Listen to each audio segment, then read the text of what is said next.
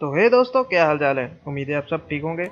तो दोस्तों, थंबनेल को देखकर आपको आइडिया हो ही गया होगा कि आज की वीडियो में मीमू एमुलेटर की परफॉर्मेंस के ऊपर बनाने वाला हूं, और साथ ही मैं इस वीडियो में आपको बताऊंगा मीमू एमुलेटर से जुड़े कुछ प्रॉब्लम्स के बारे में। तो भाई, मुझे कमेंट में बहुत सारे लोगों ने मीमू एमुलेटर के बारे में पूछा था, मीमू एमुलेटर की जो परफॉर्मेंस है उसे स्टेबल करने के लिए। तो इस वीडियो के अंदर हम मीमू एमुलेटर की जो परफॉर्मेंस को स्टेबल तो करेंगी, और साथ ही मैं आपको कुछ प्रॉब्लम्स के हल भी बताऊंगा। जैसे कि मीमू एमुलेटर के अंदर कई बार ऐसा होता है कि हमारा जो माउस है स्टक हो जाता है, यानी कि माउस शूटिंग मोड में जाकर स्क्रीन को घुमाता नहीं है। इसके अलावा जो जो ऊपर नीचे की प्रॉब्लम होती है, जैसे नीचे से ऊपर को स्क्रॉल करते हैं वो काम नहीं करता, उसके बारे में हम बात करेंगे। उस प्रॉब्लम्स के हल भी मैं आपको बताने वाला हूँ। तो चलिए दोस्तों, वीडियो को शुरू करते हैं।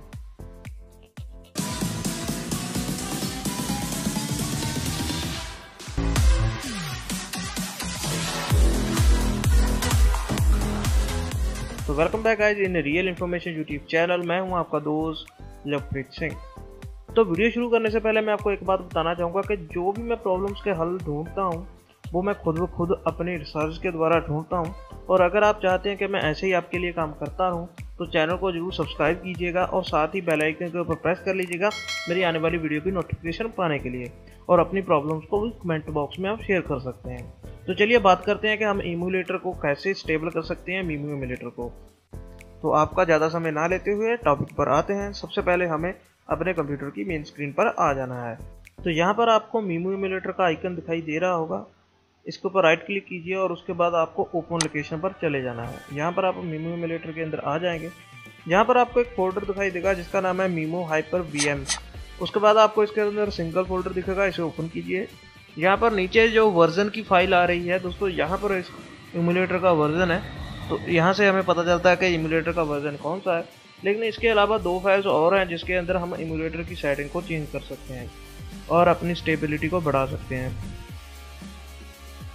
यकीन मानिए दोस्तों, अगर आप मेरी बताए हुए स्टेप्स को फॉलो करते हैं तो मीमू एमुलेटर बहुत ही ज़्यादा स्टेबल हो जाएगा और साथ ही क्रैशिंग की प्रॉब्लम बिल्कुल ही सॉल्व हो जाएगी। तो यहाँ पर मैंने इसे नोटपैड के अंदर एडिट किया है इस फाइल को, तो मैं आपको बताता हूँ। इसके अंदर मैंने कुछ चेंजेस आपको दिखा रहा हूँ मैंने क्या किए हैं, लेकिन चेंजेस तो मैंने बहुत ज़्यादा किए हैं, तो इसलिए मैं पूरी चेंजेस तो आपको नहीं दिखा सकता। तो मैंने ऐसा किया कि मैं आपको डिस्क्रिप्शन में ये चेंजेस की हुई फाइल आपको दे दूँगा, जिसको आप सीधा ही इस फाइल के साथ एक्सचेंज कर दीजिएगा, ठीक है। तो डिस्क्रिप्शन से इन दोनों फाइल को आप डाउनलोड कर लीजिएगा। तो यहाँ पर सबसे पहले मैं आपको दिखाता हूँ। मैंने यहाँ पर सबसे पहले तो इसकी जो वी रैम होती है उसे बढ़ाया है, ठीक है दोस्तों। यहाँ पर सिर्फ 12 MB की वी रैम इन्होंने दी हुई थी, 12 की वैल्यू की, तो मैंने यहाँ पर वी रैम को बढ़ाकर 30 कर दिया है, जिससे इसकी स्टेबिलिटी बढ़ गई है। तो यहाँ पर सिर्फ आपसे इतनी रिक्वेस्ट करना चाहूँगा, अगर आप देखना चाहते हैं कि मैं आपको सच वीडियो दिखाई है तो पुरानी वाली फाइल को एडिट कर वहाँ पर जाकर देख लेना। वी रैम की जो वैल्यू है वो कम होगी, वो मैंने बढ़ा दिया। लेकिन खुद से ज़्यादा एक्सपर्ट मत बनना, क्योंकि दोस्तों हो सकता है कि आपकी जो वी रैम कम हो उसकी वजह से आप वहाँ पर वी रैम 100 और 150 लिख दें, जिसकी वजह से आपका जो कंप्यूटर ओवरहीट हो जाए या फिर कोई और प्रॉब्लम हो जाए।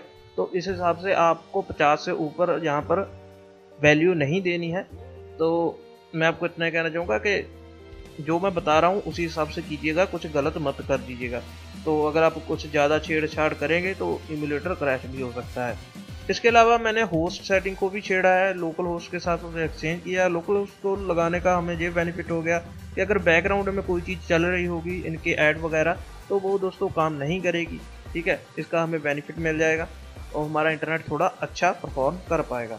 इसके अलावा हमें एक और सेटिंग का ध्यान रखना है, जो आप सभी को ध्यान रखना है, और आपको वो चेंज खुद करनी पड़ेगी, ठीक है।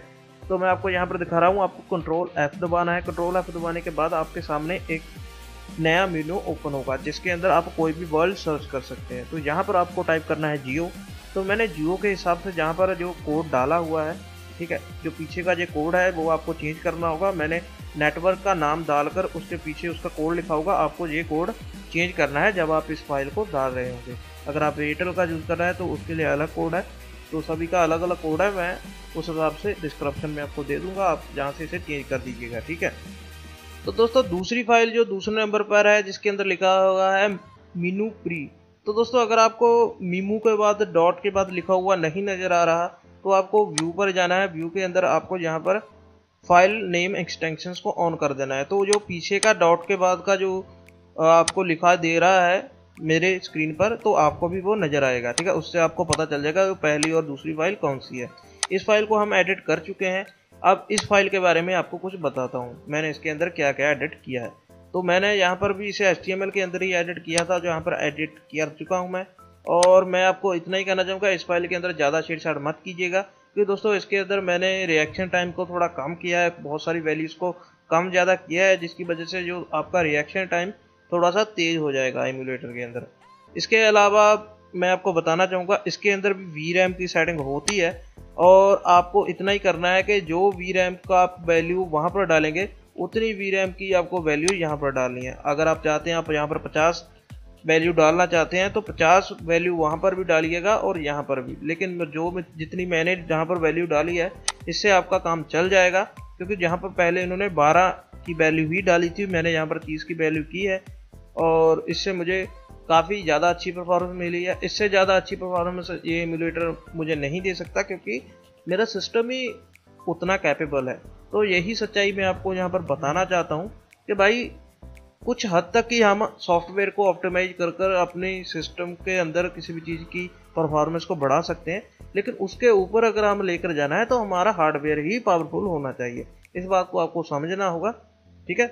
सच कहता हूँ मैं, जो भी कहता हूँ, लेकिन कुछ बातें ऐसी होती हैं जो लोग झूठ बताते हैं कि हम आपकी परफॉर्मेंस बहुत ही ज़्यादा बढ़ा देंगे, आप HDR में प्ले कर पाएंगे, लेकिन दोस्तों ऐसा कुछ नहीं होता। अगर आपका हार्डवेयर अच्छा है तभी आप परफॉर्मेंस ले पाएंगे, लेकिन सॉफ्टवेयर के ऑप्टिमाइज से हम थोड़ा बहुत परफॉर्मेंस को इम्प्रूव कर लेते हैं। तो यही मैंने यहाँ पर आपको सेटिंग कर कर दिखाई है। इन दोनों फाइल को आपको एक्सचेंज करना है और आपकी जो परफॉर्मेंस बहुत ही अच्छे से आपको मिल पाएगी। इसके अलावा कुछ और सेटिंग्स हैं जो मैं आपके साथ शेयर करना चाहता हूँ, जो कि गेम के अंदर आती हैं। तो दोस्तों मुझे जो PUBG मोबाइल लाइट के बारे में कुछ प्रॉब्लम्स बताई थी एक दोस्त ने। उसने कहा था कि भाई मैं PUBG मोबाइल लाइट जब खेलता हूँ तो अचानक कई बार माउस काम करना बंद कर देता है। तो उसके बारे में मैं आपको इस वीडियो में बताने वाला हूँ, जैसे मैं आपको पहले बता चुका हूँ। तो इसके लिए मुझे PUBG मोबाइल लाइट को चलाना होगा और आपको बताता हूँ उसके अंदर क्या क्या प्रॉब्लम देखने को आती हैं।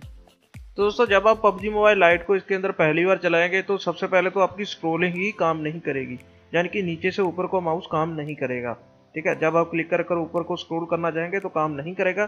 तो इसको काम करवाने के लिए आपको हर बार गेम को जब भी आप चलाते हैं सबसे पहले सेटिंग में आकर चेक करना होगा। अगर स्क्रोलिंग काम नहीं कर रही तो दोस्तों जल्दी से गेम को काट कर दोबारा गेम को चला लीजिएगा, तो इससे आपकी ये प्रॉब्लम सॉल्व हो जाएगी। तो ये देखिए मैं यहाँ पर गेम को काट कर दोबारा चला रहा हूँ, तो मेरी जो प्रॉब्लम स्क्रोलिंग वाली सॉल्व हो जाएगी। तो मैं जहाँ से फास्ट फॉरवर्ड कर रहा हूँ। तो इस सिम्युलेटर के अंदर जो मेन प्रॉब्लम्स आ रही हैं उन सभी के हल मैं यहाँ पर आपको बता रहा हूँ। तो हो सकता है कि आपको कोई और प्रॉब्लम आ रही है तो कमेंट बॉक्स में ज़रूर बताना, मैं उसको भी सॉल्व करने की कोशिश करूँगा। तो ये लीजिए हमारी गेम चल पड़ी है। चलिए आप देख लेते हैं हमारा स्क्रोलिंग काम कर रहा है या फिर नहीं। तो देखिए दोस्तों यहाँ पर स्क्रोलिंग काम कर रहा है और अच्छे से काम कर रहा है, ठीक है। तो इसके अलावा एक और प्रॉब्लम आती है इसके अंदर। तो जब भी आप गेम को स्टार्ट करेंगे और गेम के अंदर एंटर करेंगे तो कई बार ऐसा होगा कि आपका माउस काम करना बंद कर देगा। तो अगर आप शूटिंग मोड में एंटर होंगे तो स्क्रीन नहीं घूमेगी, और अगर आप माउस से घुमाने की कोशिश करेंगे तो तब भी स्क्रीन नहीं घूमेगी। तो अगर ऐसी सिचुएशन में आप फंस जाते हैं तो आपको गेम के अंदर ही मैं सोल्यूशन बताने वाला हूँ। तो मेरे पास कोई परमानेंट जो सोल्यूशन तो नहीं है, लेकिन आपका काम चल जाएगा इस ट्रिक से, ठीक है। अगर आपका जो माउस काम करना बंद कर देता है तो आपको करना क्या है, जब भी आप गेम के अंदर होंगे, चाहे आप TTM के अंदर हैं चाहे आप क्लासिक मैच के अंदर हैं, तो आपको मेरे बताए हुए जो स्टेप को फॉलो करना है। तो यहाँ पर मान लीजिए आपका जो माउस है वो काम करना बंद कर चुका है, ठीक है। आप जब भी शूटिंग मोड में एंटर करते हैं तो माउस काम नहीं कर रहा, तो उसे काम करवाने के लिए मैप के अंदर जाएं, उसे जूम इन करें, उसे हिला दीजिए ऐसे क्लिक कर कर, उसके बाद जूम आउट, और उसके बाद आपका माउस फिर से काम करने लगेगा, ठीक है। आपको बस यही ट्रिक अपनानी है और आपका हर बार काम बन जाएगा। तो दोस्तों मैं आपके लिए इतनी ज़्यादा मेहनत करता हूँ और नए नए सोल्यूशन आपके लिए लेकर आता हूँ, तो आपका भी फ़र्ज़ बनता है कि आप मेरे काम को सपोर्ट कीजिए और मेरे चैनल को सब्सक्राइब कीजिए और वीडियोस को लाइक ज़रूर कीजिए, जिससे मुझे मोटिवेशन मिले और मैं आपके लिए ऐसे ही काम करता रहूँ। और हाँ, अपनी मन की बातें यानी कि अपने सवाल कमेंट बॉक्स में ज़रूर छोड़िएगा, जिससे मैं आपकी मदद कर सकूं। दोस्तों मुझे बेहद खुशी होती है अगर मैं आपकी कोई मदद कर सकूं। और इसके अलावा वीडियोस थोड़ी बहुत लेट हो सकती हैं क्योंकि दोस्तों मेरी जॉब इंटरव्यू चल रही है, जिसकी वजह से मुझे जॉब इंटरव्यू के लिए जाना पड़ता है, क्योंकि मेरा जो लॉकडाउन के वक्त मेरी जो जॉब चली गई थी, इसकी वजह से मैं अब जॉब ढूंढ रहा हूँ। तो गुस्सा मत कीजिएगा अगर मैं वीडियो बनाने में थोड़ा लेट हो जाऊँ, तो थोड़ा मैनेज कर लीजिएगा। तो मिलते हैं नई वीडियो में कुछ और नई अपडेट के साथ। तब तक के लिए अपना ख्याल रखिए, अपनी फैमिली का ख्याल रखिएगा। Good bye.